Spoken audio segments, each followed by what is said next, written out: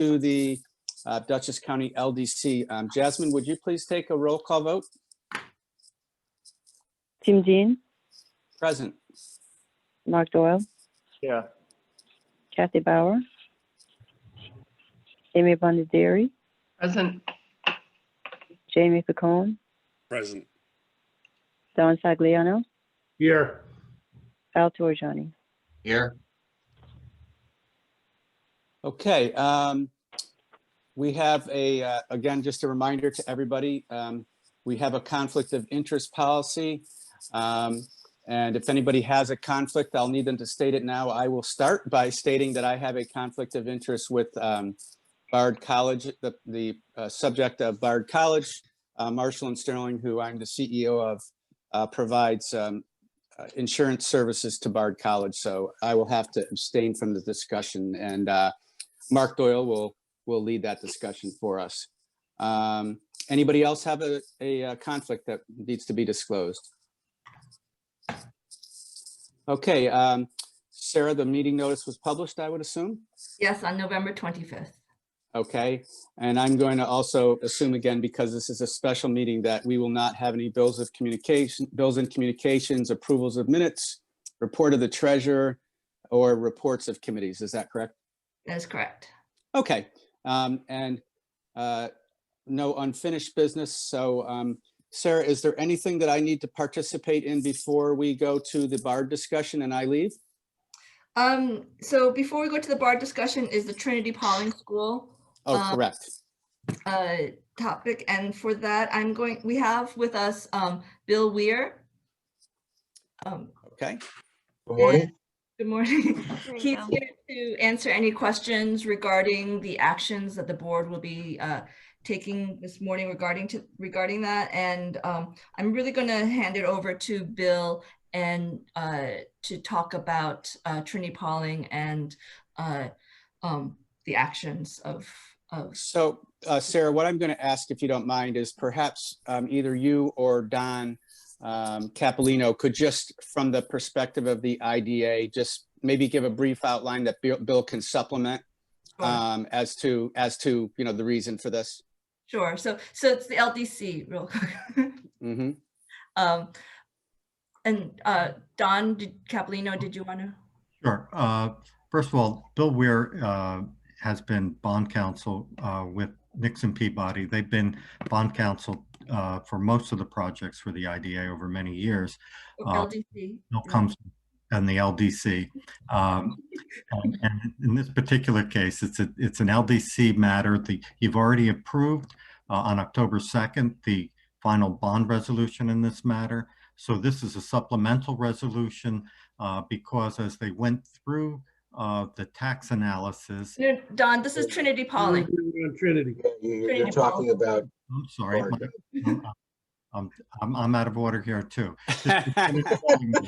On the Trinity Pauling matter, what happened is this was a matter that Trinity Pauling had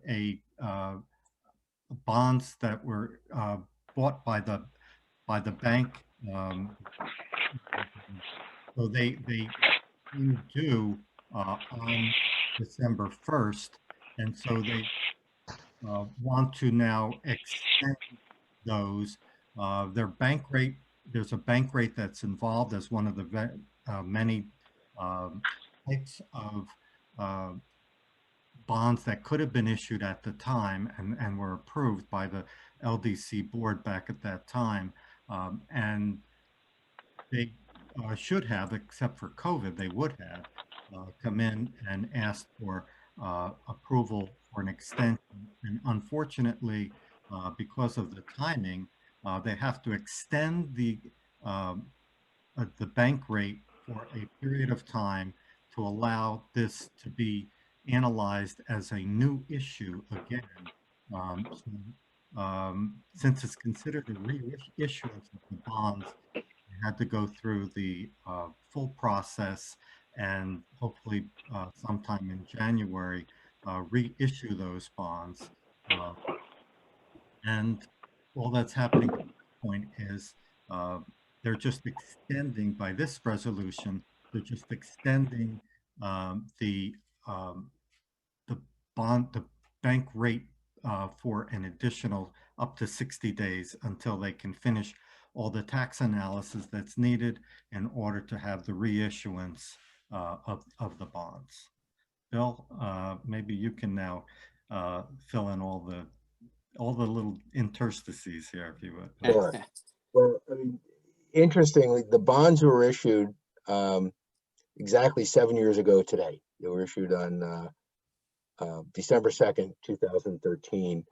The bonds have a 30-year maturity, but the initial interest rate, as Don said, was for a 7-year bank rate purchase, and that expires actually November 30.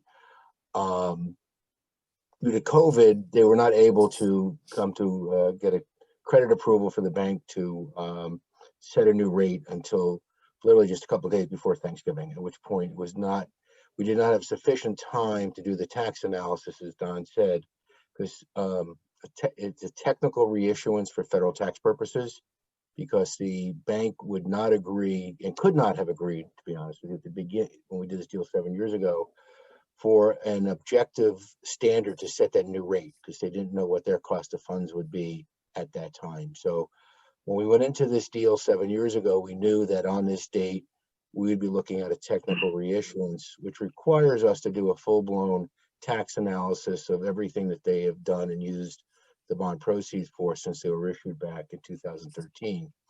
That takes several weeks. So we just did not have the time to do that from last week through today. So what we worked out with the LDC and the bank and Trinity Pauling School, as Don said, we're going to have agreed to extend the existing rate until January 28th. And we have delivered a no adverse tax opinion with respect to that extension.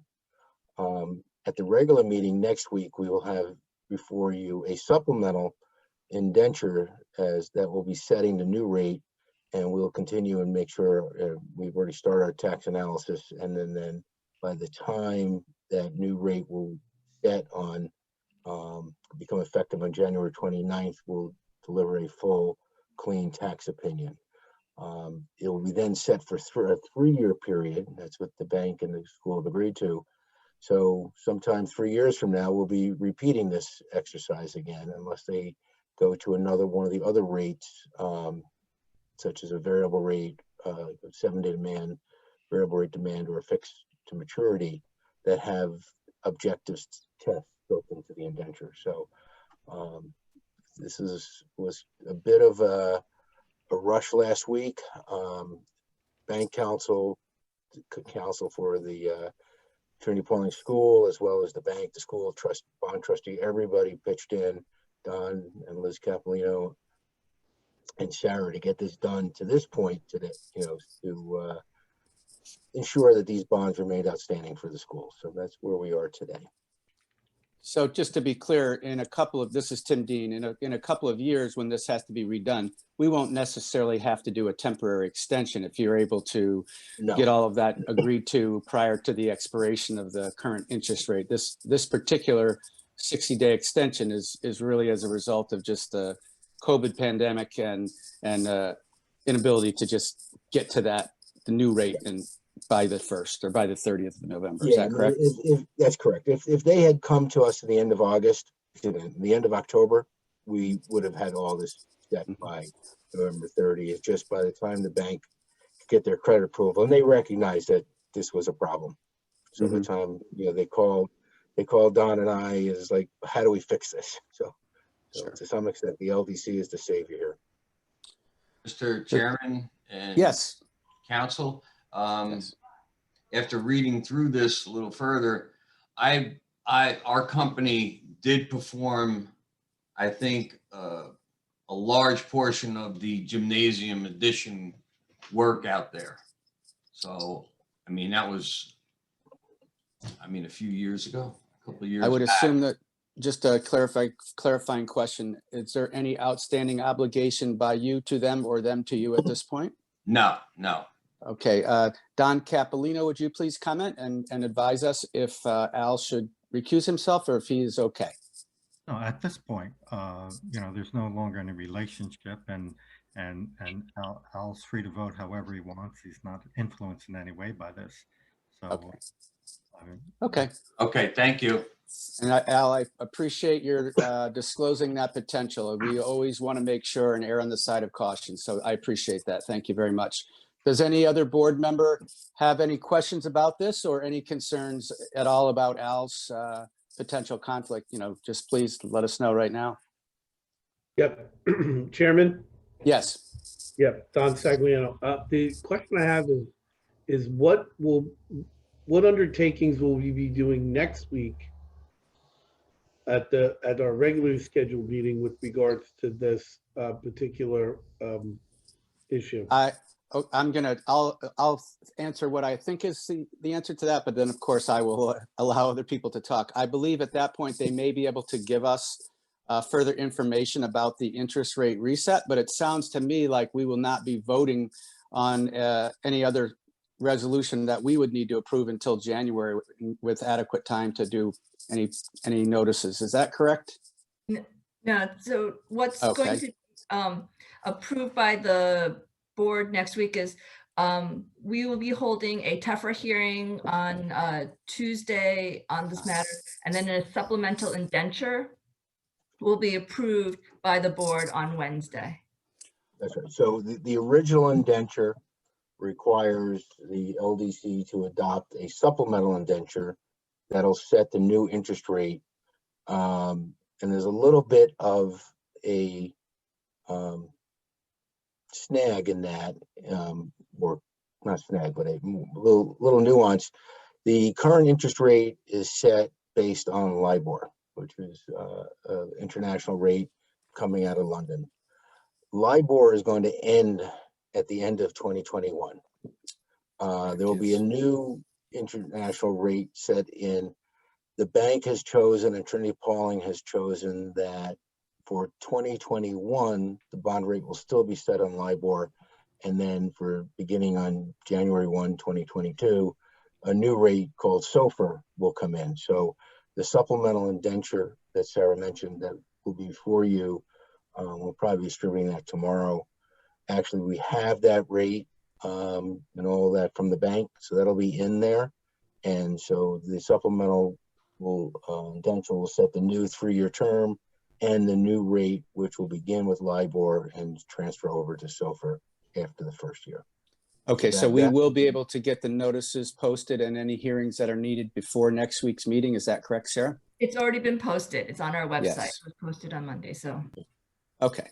yeah, My and the- apologies for making the wrong assumptions there. Don Capolino? Yeah, and the important part here is that you'll authorize Sarah to be signing the supplemental indenture so that they can move forward, but that won't be finished until the tax analysis is done by Nix and Peabody, and that's why this won't close until sometime in the middle of January, we expect. Don Sagliano, did that answer your question? Yes, thank you very much. Okay, any other questions? All right, I would welcome a motion to approve the an agreement with PNC Bank, Trinity Pauling School, and the Bank of New York, extending the initial bank purchase rate period for Trinity Pauling Schools at the existing bank purchase interest rate for a period not to exceed 60 days. Is there anything else that should be in that resolution? No, the written resolution is before the board. That's the one. Okay. It has all the details, so it asks that be moved and approved. All right. So to clarify, I would ask for a motion to approve the written resolution. Mark Doyle, I'll make that motion. Thank you, Mark. Could I get a second? Don Sagliano, I will second that motion. Thank you, Don Sagliano. All right, Jasmine, could you please take a roll call vote? Tim Dean, Approve? Mark Doyle, Yes. Amy Bondieri, Jamie Picone, Approved. Don Sagliano, Approved. Al Torjani. Approved. Okay, so now we can move to the Bard College consideration, and for this, I'm going to have to recuse myself. Sarah, is there anything else that needs to be done before I leave? But no, so Okay. the board and then the regular meeting next week, next Wednesday. Okay, and Mark, I'm going to let you take over, and you can, lead the meeting to adjournment then. All right, Tim, thank you very much. Thank you, Mark. Have a good day. Talk to everybody next week. Thank you. Okay. Okay. I think Tim has signed off, but thank you, everybody, and good day to, I think we have representatives from Bard College online with us today. Is that correct, Sarah? So we have Bill Weir. Who's also on council. So he's here to help answer any questions on the Bard College bond. Absolutely. All right. Very good. All right. So we are making a modification to their bond resolution that we had authorized previously, and wonder if you, Sarah, Don and Bill Weir could just run through that for us on the board. Sure. Sure. So I'll start, but and then I'll have Don kind of fill in all the big holes that I will be leaving behind. But basically, back in early October 2nd, the board approved a bond issuance for Bard College. A majority of that was going to be tax exempt, and then there was going to be a portion that was going to be taxable.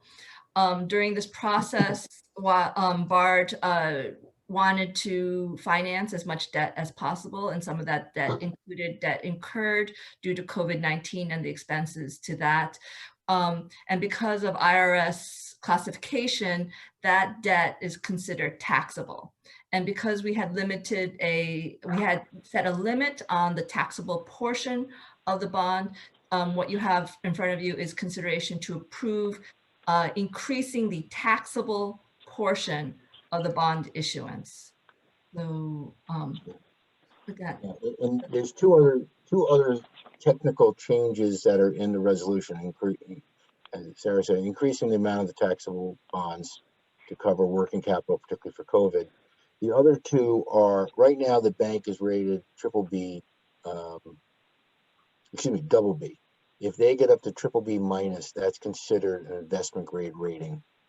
And so what they have asked for, the underwriters have asked for, because it's help with the marketing of the bonds, is that if and when the college is able to obtain a BBB minus rating on the bonds, then two things will happen. One, the minimum authorized denominations of the bonds will drop down to $5,000, which is standard for our transactions.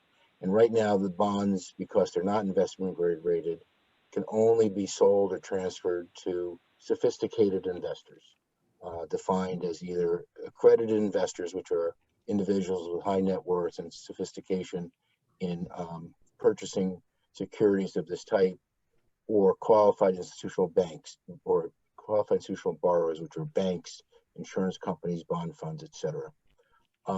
If they obtain an investment grade rating, then those transfer restrictions will also drop away. So if you look at the bonds that you issued back in April for Vassar College, which had an investment grade rating, they did not have any of those transfer restrictions. So Bard, hoping that, in things improve with this financing, and that's the whole purpose of this refinancing, is to get their financial picture in a better shape, and they can get that investment grade rating, and then those restrictions on who can buy these bonds will drop away. So the underwriters feel that that's very important for the marketing of these bonds at this time, knowing that bondholders have at least a hope that those restrictions will drop away. So those are the other two important issues that are in the supplemental authorizing resolution. Very good. And there was a second issue too? So those were the two issues. So Okay, just those two. there were two amendments, you know, the authorized denominations and the transfer restrictions. For the principal amount increase of the taxable amounts. Does anybody have any questions on the board?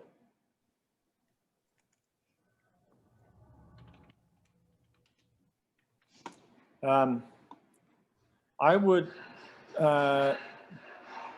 direct the members to look at the resolution right at the end of the document prior to the voting tally, in that that's essentially going to be that is the resolution. Well, the whole document is the resolution, of course, but so we are extending the taxable bond to $100,000. $100 million. 100 million. $100 million, I'm sorry. And I'm making the same mistake. And that includes the reduction to 5,000 for the size, or the minimum size, of the bond transaction. The title of the entire resolution is that this authorizes bonds up to, or not to exceed, 350 million. Yeah. So 250 are the non-taxable and 100 now of the taxable, whereas the previous resolution stated 270 million, correct, as a total? Correct. Mm-hmm. All right. And so my last comment is that in the text that we're all right, so hang on a second. I wanted to make sure, good, that in the final document that you guys were signing, Sarah, we'd gone through it. I don't know if you'd made, but what we're looking at here in the second last whereas, above the now therefore it be resolved, that the extra zero be dropped. We fixed that. We fixed that.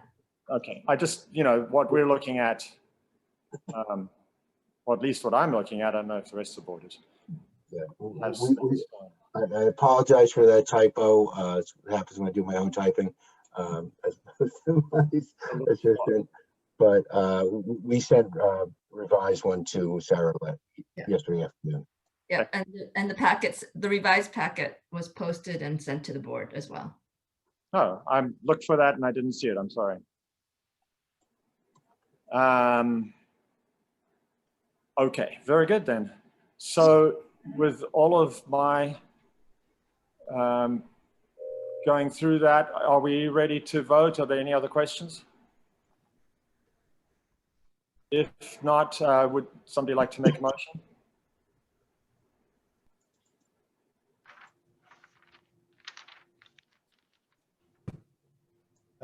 Didn't we already have a move and a second on this particular?